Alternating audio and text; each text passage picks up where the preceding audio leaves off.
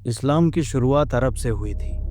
अरब में मुख्यतः कुरैश ट्राइब रहते हैं और वहीं से पैगंबर मोहम्मद भी आते हैं। पैगंबर मोहम्मद को जिब्राइल, जो कि फरिश्ता था, उसने ज्ञान दिया था और पैगंबर मोहम्मद ने वहीं से एक नए धर्म की शुरुआत की थी। शुरुआत में बहुत से लोगों ने पैगंबर मोहम्मद का विरोध किया और लोगों ने बोला ये गलत है।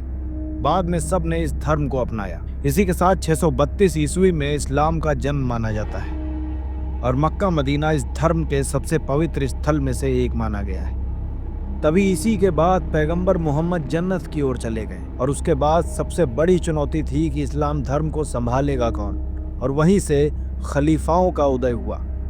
सबसे शुरुआत में खलीफा सिर्फ धर्म को देखते थे, लेकिन बाद में आते आते वो राजनीति में भी पड़ने लगे और हर क्षेत्र में खलीफा ही सर्वे सर्वा हो गए। सारे नियम कानून उन्हीं के हिसाब से चलने लगे। मुख्य 4 खलीफा थे: राशिदून, उमैयद, अब्बासी और ऑटोमन।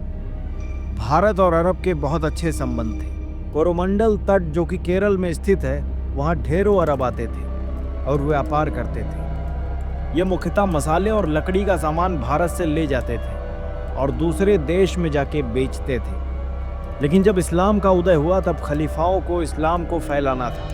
तभी उमैयद खलीफा अल हजाज को पश्चिम अरब का गवर्नर बनाया गया। शुरुआत में अरबियों का सिर्फ एक उद्देश्य था कि जितना भी हो सके उतना भारत को लूटो, क्योंकि अरब को भारत की बहुत ज़रूरत होती थी।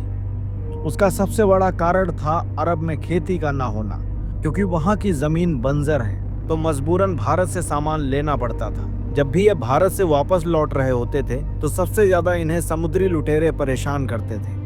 अक्सर इनको रास्ते में ही लूट लिया जाता था। उस समय पूरा सिंध का इलाका और आसपास का इलाका राजा ताहिर के कब्जे में आता था और इनके राज्य की राजधानी ब्राह्मणबाद और मुल्तान थी। ये दोनों शिक्षा के केंद्र थे।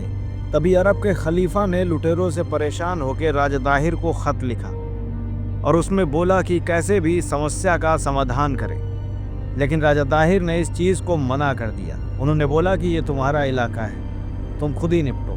इससे अल हजाज को गुस्सा आई, क्योंकि निरंतर उसका माल लूटा जा रहा था। तभी उसने एक तरीका निकाला। मोहम्मद कासिम को बुलाया और उससे सिंध पर हमला करने के लिए बोल दिया और 711 में मोहम्मद कासिम ने सबसे पहला हमला किया।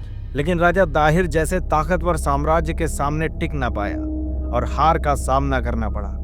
मोहम्मद कासिम के हमले से पहले भी भारत पर करीब 14 बार आक्रमण हुए थे, लेकिन वो सारे हमले असफल रहे थे। उसी के बाद ठीक 1 साल बाद 712 में मोहम्मद बिन कासिम एक बढ़िया रणनीति के साथ वापस आया। इस बार ये भीड़ नहीं, एक मजबूत सैनिकों की टोली लेकर आया था और साथ में अच्छे हथियार लाया था और एक सोच के साथ आया था कि उसे जिहाद करना है, और दूसरा, ये मरने से डरते नहीं थे। अब बहुत से राजा ताहिर के अपने लोगों ने राजा ताहिर को धोखा दे दिया और मोहम्मद बिन कासिम के साथ चले गए और सबसे पहला क्षेत्र देवल मोहम्मद बिन कासिम के द्वारा जीत लिया गया था, क्योंकि वहां खुद राजा ताहिर लड़ने नहीं गए। उन्होंने अपने नीचे के मंत्री को भेज दिया और जीत के बाद मोहम्मद बिन कासिम की सेना आत्मविश्वास से भर उठी। उसके बाद नौर और सवाना पर कब्जा कर लिया। इन तीनों क्षेत्रों पर राजा ताहिर ने लापरवाही की और लड़ने नहीं आए, अपने दूतों को भेजते रहे। लेकिन जब वो तीनों जगह वो कब्जा कर चुका था तब राजा ताहिर को एहसास हुआ, लेकिन तब देर हो चुकी थी। मोहम्मद बिन कासिम ने ब्राह्मणबाद और मुल्तान में करीब 24,000 हिंदुओं को काट डाला और इसके बाद राजा ताहिर का सर काट दिया और उसको अल हजाज के पास अरब में भेज दिया। साथ में उनकी 2 बेटियों को, सूर्या देवी और परिमल देवी को अपने साथ ले गया। तमाम औरतों को गुलाम बनाया, साथ ही तमाम हिंदुओं को जबरन मुसलमान बनाया। और इसी के बाद मोहम्मद बिन कासिम करीब 3 साल तक भारत में रहा। और इसके समय अगर कोई इस्लाम नहीं मानता था तो मोहम्मद बिन कासिम तुरंत उसे सजा देता था। उसके बाद अल हजाज की मृत्यु हो गई और सुलेमान आया। सुलेमान जितने भी अल हजाज के करीबी थे उनको ख़त्म करने का आदेश दे देता है। तभी मोहम्मद बिन कासिम को मार दिया गया, क्योंकि वो अल हजाज का करीबी था। दूसरी बात यह भी कही जाती है कि राजा ताहिर की बेटियां सूर्या देवी और परिमल देवी के साथ सुलेमान संबंध बनाने गया तो उसे पता चला कि उनको मोहम्मद बिन कासिम पहले ही अपवित्र कर चुका है, जिसकी वजह से सुलेमान बहुत गुस्सा हुआ और मोहम्मद बिन कासिम को भैंस के चमड़े में लपेट कर लाने का आदेश दिया, जिसमें उसकी दम घुटकर मृत्यु हो गई। जिसके बाद दोनों बेटियों का अपने पिता की मृत्यु का बदला पूरा हुआ।